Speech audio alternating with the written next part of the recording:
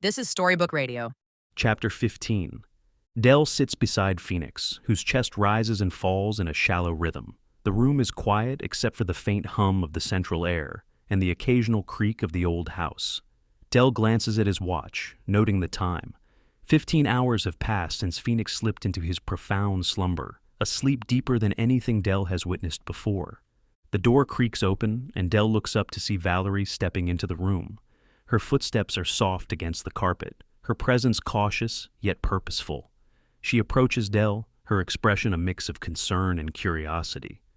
"Didn't mean to sneak up on you. I knocked. Figured you two were here upstairs. How long has he been like this?" she asks, her voice barely above a whisper. Dell leans back in his chair, running a hand through his hair. "About 15 hours, he says. He gestures toward the window, where sunlight streams through, casting long shadows across the room. He's been out since yesterday afternoon. Haven't seen a flicker of movement." Valerie's eyes drift to Phoenix's still form, her brow furrowing. Her gaze then shifts to the painting propped against the foot of the bed. The omniscient's piercing eyes stare back at her, and she shivers involuntarily. "That painting," she begins, her voice trailing off. Dell nods, his expression grim. "It's changed," he says. "When Phoenix first painted it, the smirk was subtle. Now," he points at the canvas, "the smirk has evolved into a full, unsettling smile, exuding an aura of menace. It's not just in the painting. I took a picture of it last night." He pulls out his phone and shows her the image. The smile is identical, as though the painting has a life of its own. Valerie stares at the photo, her unease growing. "That's not possible," she murmurs.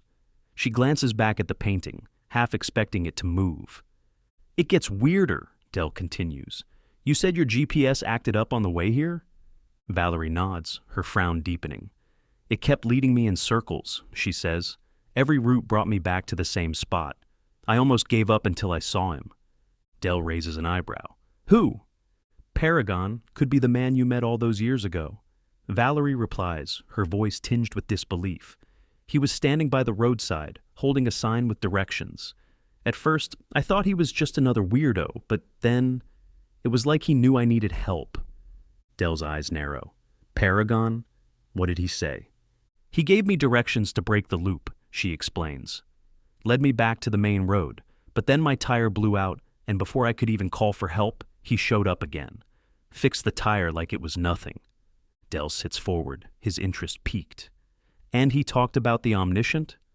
Valerie nods. "He said the omniscient is changing everything, even laws.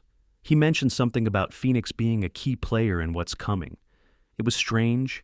He didn't seem afraid, almost like he admired the omniscient." The room falls silent for a moment, the weight of her words sinking in. Valerie's gaze returns to Phoenix. "Why haven't you tried waking him?" she asks.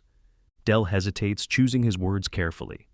"He's searching for something," he says. "I think he's close. He mentioned a book on the gray theory, something that might give us answers." Valerie crosses her arms, her expression a mix of skepticism and hope. "And you think he'll find it in a dream?" "It's not just a dream," Dell replies. "It's more than that. The way he described it, the dream world is connected to the omniscient, to everything happening here." After a moment, Valerie sighs. "How much longer do we wait?" Dell glances at his watch again. "Let's give him 15 more minutes," he suggests, then sets a timer on his phone before places it on the bedside table. The room falls into a tense silence, the ticking clock the only sound. As the minutes pass, Valerie shifts uneasily, her eyes darting between Phoenix and the painting. Dell remains still, his gaze fixed on the faint rise and fall of Phoenix's chest. Both of them exchange glances, unspoken questions hanging heavy in the air. Should they intervene? What if waking him disrupts something critical? The timer finally buzzes, its sharp tone cutting through the silence. Valerie steps forward, her hand hovering uncertainly above Phoenix's shoulder. "Should I?" she asks, glancing at Dell. Dell raises a hand to stop her. "Wait," he says, pointing at Phoenix's face. A faint smile has appeared on his lips, subtle but unmistakable. "I think he's on to something." Valerie exhales, her hand dropping to her side. 10 more minutes, she says, "but if he doesn't wake up, we're pulling him out." The tension in the room heightens as the seconds tick by. Every creak of the house amplifies, and the sunlight frosts against the windows. Dell taps his fingers on the armrest of his chair, his nerves fraying with each passing moment. Valerie stands by the window, her arms crossed tightly, her eyes flicking back to the painting. When the timer buzzes again, the sound is almost unbearable. Valerie strides to the bed and places a hand on Phoenix's shoulder. "Phoenix," she says softly, shaking him gently. "Wake up." Dell leans in, his eyes searching for any sign of movement. "Come on, man," he mutters.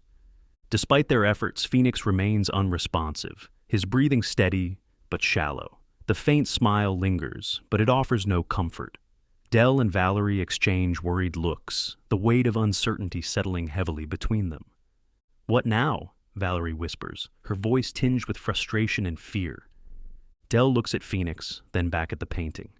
"We wait," he says, though the words feel hollow. The room grows quieter, the oppressive stillness pressing in as they grapple with the unknown.